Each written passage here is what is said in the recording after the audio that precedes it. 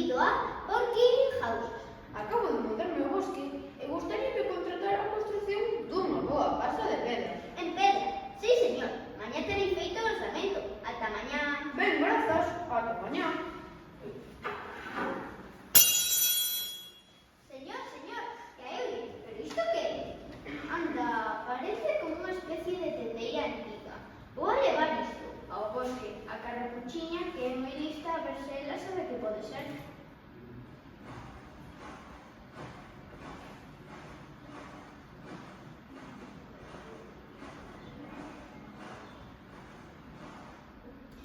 Mira, Carrapuchiña, o que deixou un señor con turbante na miña oficina.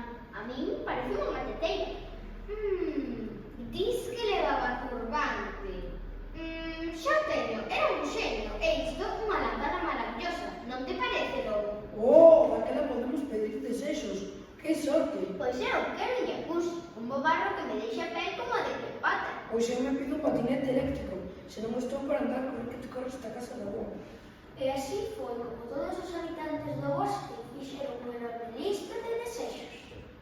Ao día seguinte, moi cedo por amenciña, quiquiriquiqui, foron todos á empresa do cochino e esperaron. Mesmo a malvada madrastra e o seu espelliño estaban ali. E cando viron chegar ao señor Xenio... Hola, señor xenio, porque vostede é un xenio, non? Si, son a Carrapuchiña. Estamos encantadísimas de que alguén tan famoso como vostede elixira o noso bosque para vivir nele. Os meus compañeros das contos e eu mesma queremos solicitar a concesión destes pequenos Mira, desexos. rapaciño, eu vim ao bosque a descansar. Xubileme, xa non podes encender o xeno da lámpara. Un momento, teño unha idea. E se nos organizamos para facer que os nosos desexos sexan unha realidade? Logo, ti falabas de patinete, pero non che ia valer de nada, tal como está a corredoira. O que hai que facer é asfaltala primeiro. Eu quero un salón de peiteado e beleza.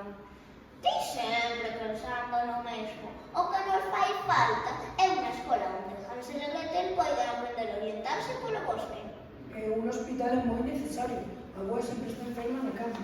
Ben, organizarse é moi importante na vida.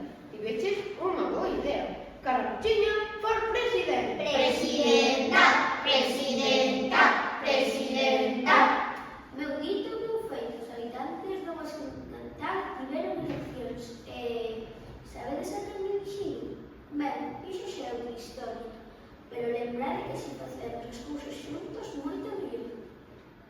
Porque cada vez hai menos xenios que consigan cousas sen esforzo.